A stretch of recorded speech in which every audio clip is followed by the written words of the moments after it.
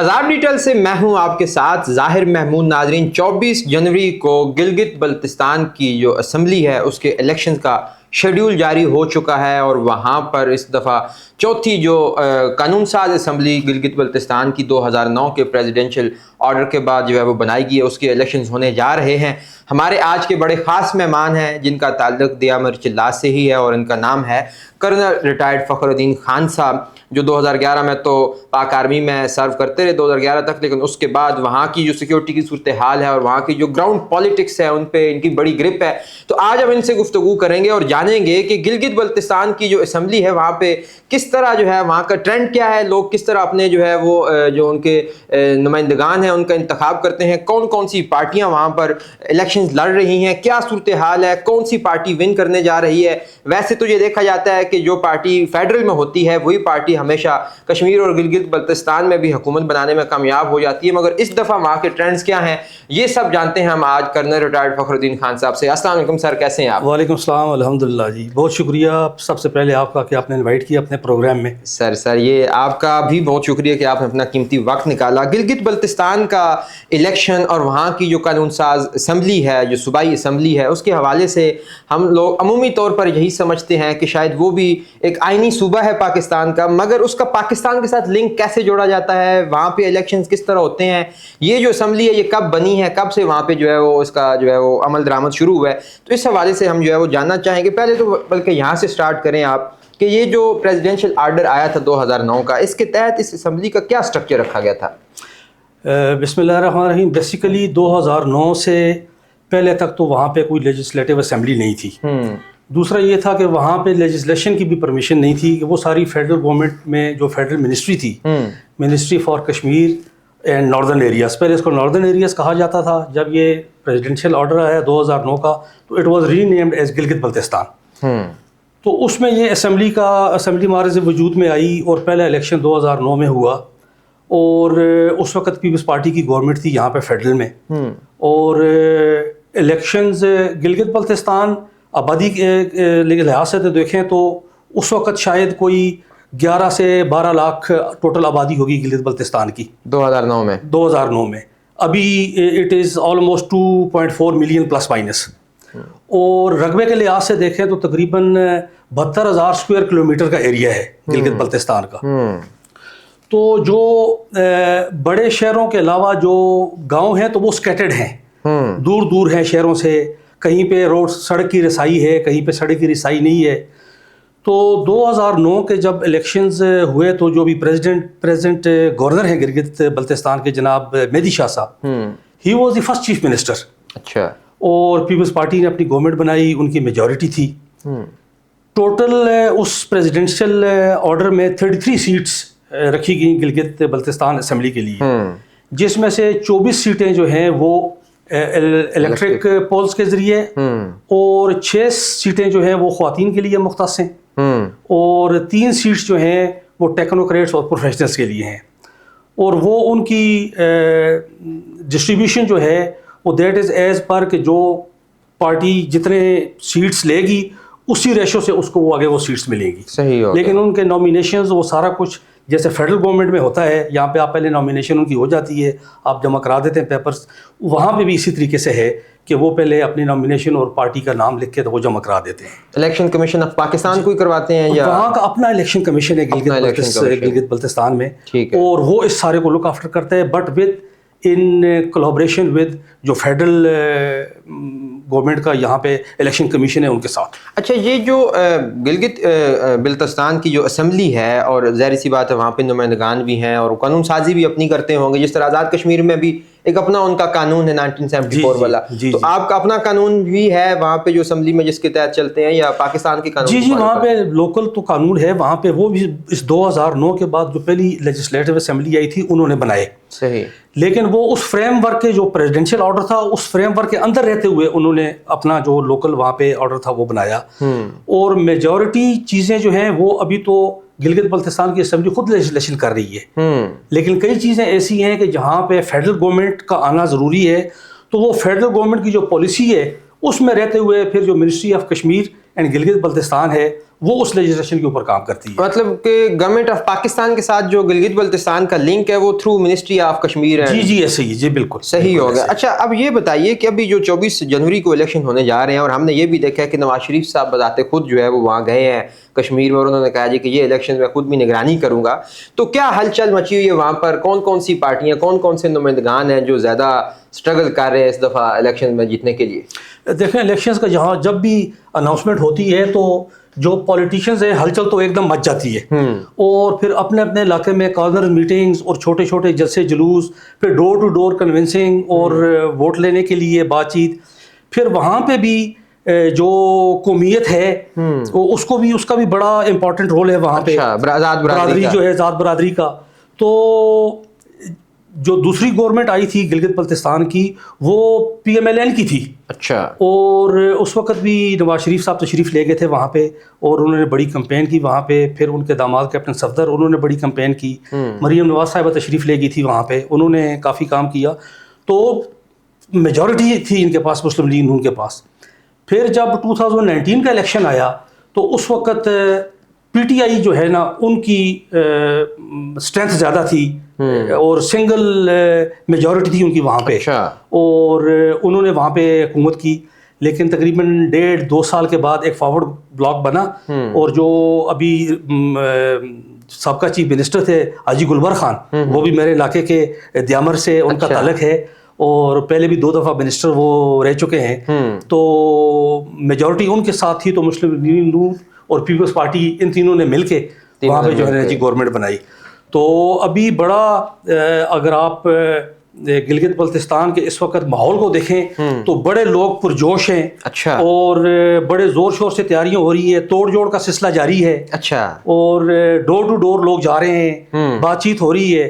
تو میاں نواز شریف کا جو پارٹی کے لیڈرز ہیں, چاہے وہ کوئی جو بھی پارٹی ہے, ڈیفینیٹلی جب وہ اس علاقے میں جاتے ہیں, خاص کر گلگت بلتستان کی بات کریں تو بڑا افیکٹ ڈالتا ہے وہ. اچھا. کہ ایک پارٹی کا لیڈر جو ہے وہ آیا ہے, وہ 2 دن یا 4 دن یا 10 دن جتنا بھی ان کا شیڈیول ہے وہ مختلف بڑے شہروں میں جا کے 2-4 بڑے جلسے بھی کر دیتے ہیں, تو وہ پارٹی کے لیے بڑا بوسٹنگ افیکٹ اس کا ہوتا ہے. اچھا یہ دیکھیے کہ میاں نواز شریف کے جانے سے, اور پہلے بھی بڑے لیڈران بلاول صاحب بھی جاتے رہتے ہیں, یہ کتنی اہمیت ہے گلگت بلتستان کی اس اسمبلی میں الیکشن ون کرنے کی کہ اتنے بڑے بڑے لیڈران جو ہیں وہ اپنی باقی مصروفیات چھوڑ کے وہاں چلے جاتے ہیں, حالانکہ اس کی تو نمائندگی سینٹ میں بھی نہیں ہے آپ کی گلگت بلتستان سے.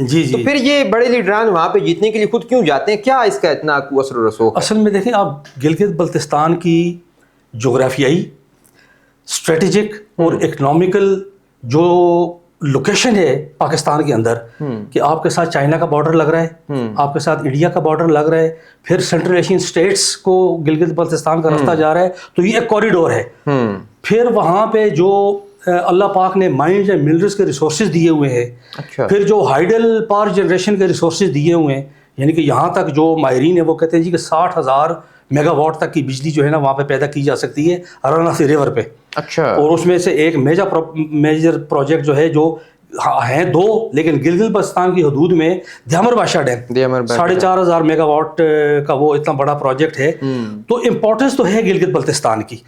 پھر جو فیڈرل گورنمنٹ, ہم تو سمجھتے ہیں جو 1947 میں جب پاکستان آزاد ہوا تو جو اس وقت میجر براؤن تھے, ولیم براؤن, انہوں نے سینس کیا کہ جو گلگت بلتستان کے لوگ ہیں یہ انڈیا کی طرف یا کشمیر کے ساتھ نہیں جائیں گے, یہ پاکستان کے ساتھ الحاق کریں گے. اچھا. وہ گورنر تھے وہاں پہ میجر جی اس وقت وہاں. تو ان کے ساتھ رضاکار جو ریٹائرڈ برٹش آرمی سے لوگ تھے وہ, اور بہت سارے خاصادار, یہ چھوٹی چھوٹی فورسز ہوا کرتی تھی وہاں پہ. ان لوگوں نے مل کے پھر میجر کرنل حسن تھے, جن کو ہم گلگت بلتستان کی آزادی کی تاریخ کا ہیرو ہم سمجھتے ہیں, اور ہمیشہ 1 نومبر 1947 گلگت بلتستان کا انڈیپینڈنس ڈے ہے. تو اہمیت تو ہے گلگت بلتستان کی, اور جو فیڈرل گورنمنٹ میں پارٹیز ہیں ان کا بھی وہاں پہ اثر و رسوخ ہے. اور جب وہ لیڈر وہاں پر جاتے ہیں آن گراؤنڈ, جن کا لوگوں نے نام ہی سنا ہوتا ہے کہ یہ نواز شریف صاحب ہیں یا یہ زرداری ہیں یا کوئی دوسری پارٹی کے سربراہ ہیں, جب فزیکلی ان کو دیکھتے ہیں تو وہ morale بوسٹنگ تو ہے, اور پھر ان کو انرجائز کر دیتا ہے اپنی پارٹی کے لوگوں کو. اچھا, باقی صوبوں کو NFC ایوارڈ کے ذریعے جو ہے فنڈز دیے جاتے ہیں, بہت سارے محکموں کو دیکھا جاتا ہے. اب چونکہ گلگت بلتستان ایک آئینی صوبے کی حیثیت رکھتا ہے اور اس طرح لنک نہیں ہے جس طرح باقی صوبے جو ہیں وہ رکھتے ہیں حیثیت, تو NFC ایوارڈ میں بھی حصہ ملتا ہے یا کوئی وہی پریزیڈینشیل آرڈر ہی ہے 2009 کا جس کے ذریعے آپ کو بھی فنڈز دیے جاتے ہیں؟ نہیں, ابھی تک تو NFC ایوارڈ میں کوئی حصہ گلگت بلتستان کو نہیں مل رہا. گرانٹ ملتی ہے ہر سال, فائنینشیل گرانٹ جو بجٹ کے ساتھ ہوتی ہے اچھا, ڈیولپمنٹ کے کاموں کے لیے اور باقی اس کے لیے. گلگت بلتستان ابھی تک ایک ٹیکس فری زون ہے. اچھا, گلگت بلتستان کے لوگوں کا تو یہ بڑے عرصے سے ایک ان کی خواہش ہے کہ ہمیں NFC ایوارڈ کا حصہ دیا جائے. اچھا, کہ ایک مین کوریڈور ہے جہاں سے آپ کے چائنا کے ساتھ ٹریڈنگ ہو رہی ہے, اور ابھی آپ کو پتا ہوگا کہ ریسنٹ منتھس میں NLC نے کارگو سٹارٹ کیا ٹو سینٹرل ایشین اسٹیٹس, جہاں پہ ان کا cargo from the port, sea port, وہ 6 سے 8 ہفتے میں جاتا تھا. ابھی وہ 7 to 8 days میں وہ وہاں پر سینٹرل ایشین اسٹیٹس میں پہنچ جاتا ہے. اچھا, اور یہ NLC نے ایک بہت بڑا کام کی ہے, اور میں یہاں پہ یہ کہنا بڑا ضروری سمجھتا ہوں کہ جو پریزیڈنٹ اس وقت ہمارے فیلڈ مارشل ہیں سید عاصم منیر, ان کا بڑا امپورٹنٹ رول ہے اس کے اندر. اچھا, کہ NLC ایک انڈیپینڈنٹ ہے لیکن ذیلی ادارہ فوج کا ہے, وہ کام کر رہا ہے, اور وہ کارگو کا پورے پاکستان میں آلریڈی پہلے کام کر رہا ہے, لیکن اس کو ایکسیس دینا اور پھر ان کنٹریز کے ساتھ MOU سائن کرنا اور ان کو فیسیلیٹیٹ کرنا, یہ تو ایک جمپ آف پوائنٹ پاکستان کے لیے تھا. یہ کب شروع ہوا؟ یہ کوئی 6-8 مہینے پہلے یہ کارگو سٹارٹ ہوا, اور NLC بڑے افیکٹولی اس کو لک آفٹر کر رہی ہے اور چلا رہی ہے اس کو. سارے آپریشن ابھی چل رہے ہیں اور وہ پاکستان گورنمنٹ ہی ان کو ڈیل کر رہی ہے. وہ ڈیل کر رہی ہے. تو گلگت بلتستان کے جو لوگ ہیں, اب دیکھتے ہیں ہم اکثر کہ ہمارے دوست بھی جو ہیں وہاں سے, کہ وہ عمومی طور پہ اسلام آباد آ جاتے ہیں, لاہور آ جاتے ہیں, لیکن صرف گرمیوں میں ہی وہاں جاتے ہیں. تو وہاں پہ پولیٹکس کے لیے ایک تو پہاڑی دور دراز علاقوں میں جانا بڑا مشکل ہوتا ہوگا, تو کس طرح کیمپینز رن کرتے ہیں وہاں کے جو پولیٹیکل لیڈرز ہیں؟ آپ نے بڑا ایک امپورٹنٹ پوائنٹ جو ہے نا یہ ریز کیا ہے, اور اس کے اوپر بہت سارے لوگوں کی کنسرنز ہیں. میں پرسنلی سمجھتا ہوں کہ گلگت بلتستان میں اس وقت موجودہ آج کی تاریخ میں جو ٹیمپریچر ہے مختلف علاقوں میں -25 to 26 تک جاتا ہے. دن کو بھی مائنس میں, خاص کر سکردو, استور, غزر, گپس, یاسین ویلی, یہاں پر مائنس میں دن کو بھی ٹیمپریچر ہوتا ہے. یہ ایک ہنڈرنس ہوگی جو الیکشن کمپین ہے اس کے لیے, اور اسپیشلی جو 24 جنوری وہ تو سردی کا پیک ہوگا.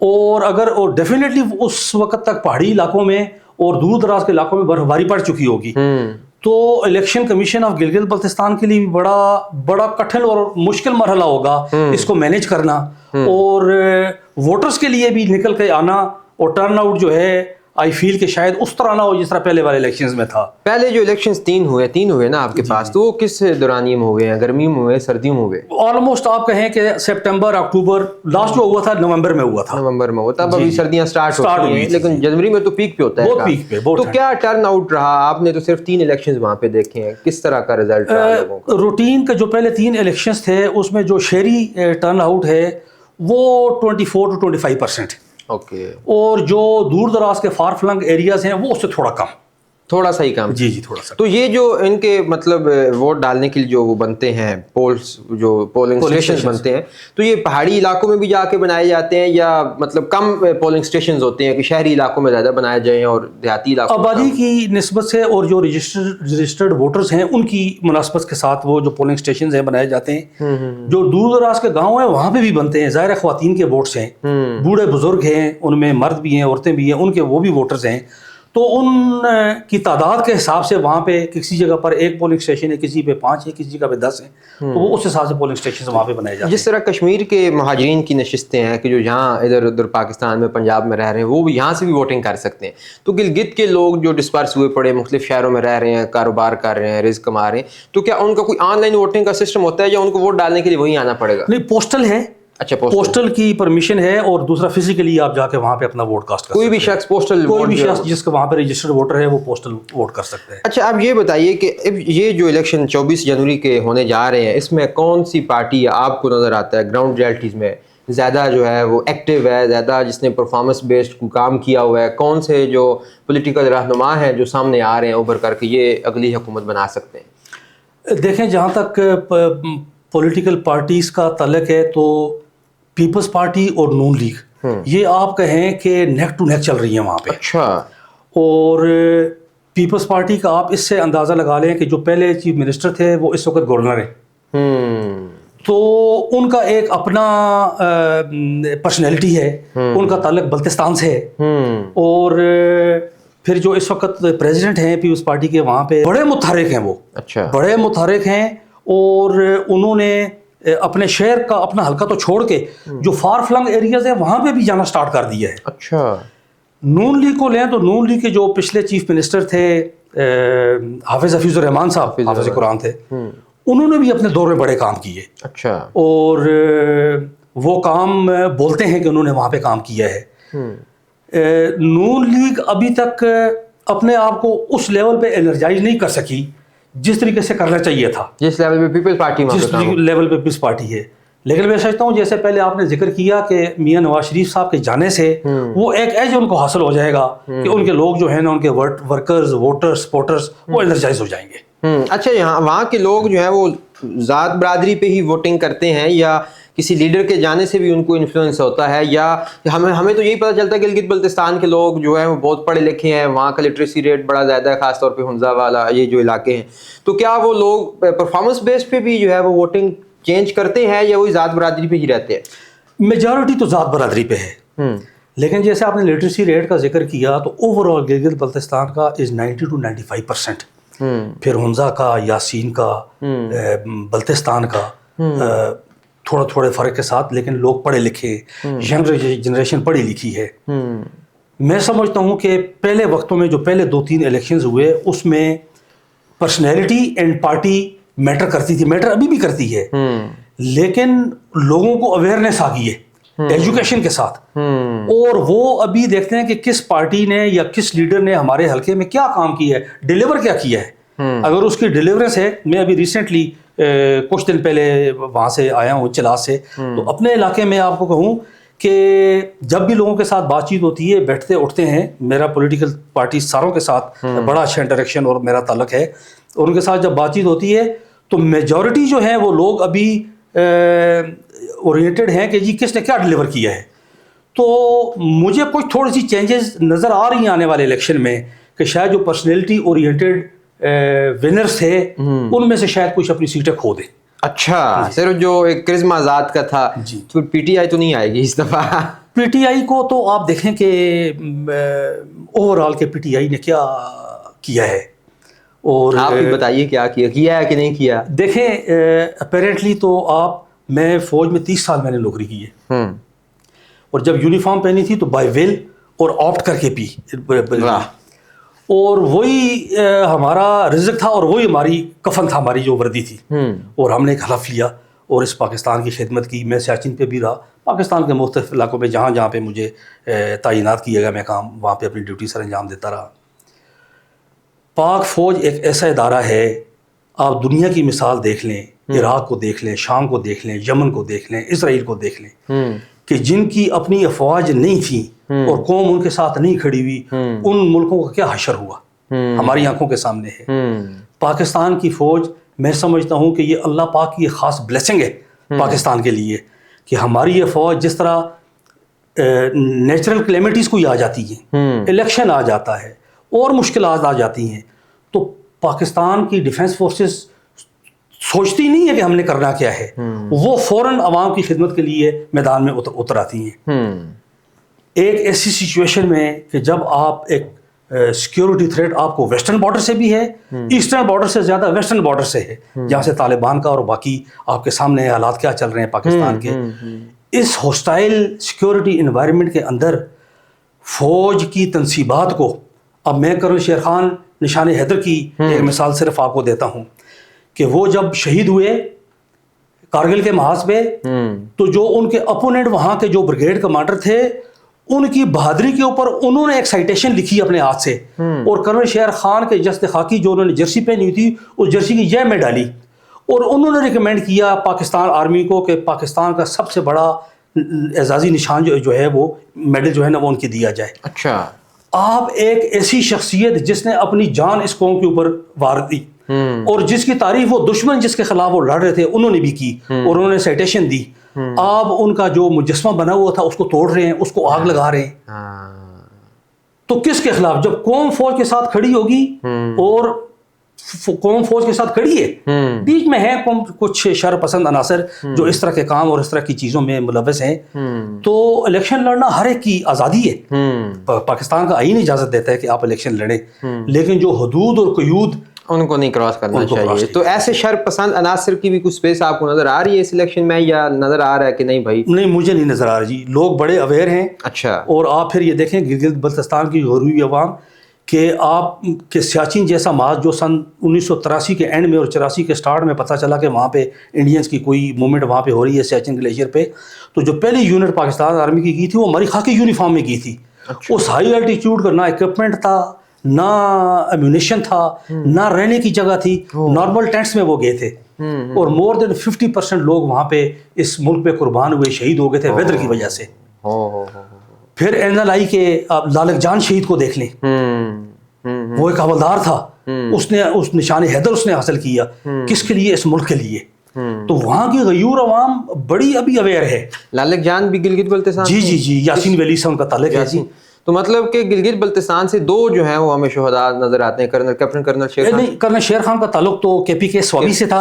سوابی سے تھا, لیکن ہوئے تو وہاں پہ نا. جی, کارگل کی محاذ پہ. جی, مطلب دو جو ہمارے 9 کے 10 ٹوٹل نشان حیدر ہیں, ان میں سے دو جو ہیں وہ گلگت والے محاذوں کے جو انہوں نے شہادت کا مقام حاصل کیا. اچھا, ڈیلیوری سے کیا مراد لیتے ہیں؟ وہی سڑکیں, نالیاں, گلیاں پکیاں, تھانے کچہری کے معاملات جس طرح ہمارے ہاں عمومی طور پہ حلقوں میں یہ چلتا ہے, یا پڑھی لکھی عوام ہے ڈیلیوری سے کچھ مزید بھی مراد لیتے ہیں؟ دیکھیں لیں, بیسیکلی آپ کہیں کہ میجر چیزیں تو یہ ہیں جو آپ نے گنوا دی ہیں, لیکن میں جو ابھی چینجز دیکھ رہا ہوں اور جو آپ ڈیلیوری کی بات کر رہے ہیں, education, health and government employment, اس کے اوپر جس نے کام کیا ہے کہ اگر آپ نے ہیلتھ فیسلٹیز پرووائڈ کی ہیں اپنے علاقے میں, آپ نے لوگوں کو جابس کریشن کی ہے, لوگوں کو جابس دی ہیں, آپ نے ایجوکیشن کے لیے لوگوں کو لک آفٹر کیا ہے, تو ڈیفینیٹلی ابھی وہ لوگ سامنے آئیں گے اس اسمبلی میں, اور وہ مجھے ہوتا ہوا نظر آ رہا ہے. اچھے ہاسپٹلز ہیں گلگت بلتستان میں؟ گلگت بلتستان میں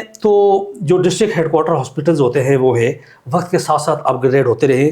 ابھی ریسنٹلی پرائم منسٹر کچھ عرصہ پہلے گئے تھے وہاں پہ جابر بادشاہ ڈیم کا انہوں نے وزٹ کیا, اور چلاس میں گئے تو 300 بیڈ ہاسپٹل کا انہوں نے وہاں پہ اناؤنسمنٹ کی, جس کے اوپر کام چلاس میں وہاں پہ جاری ہے.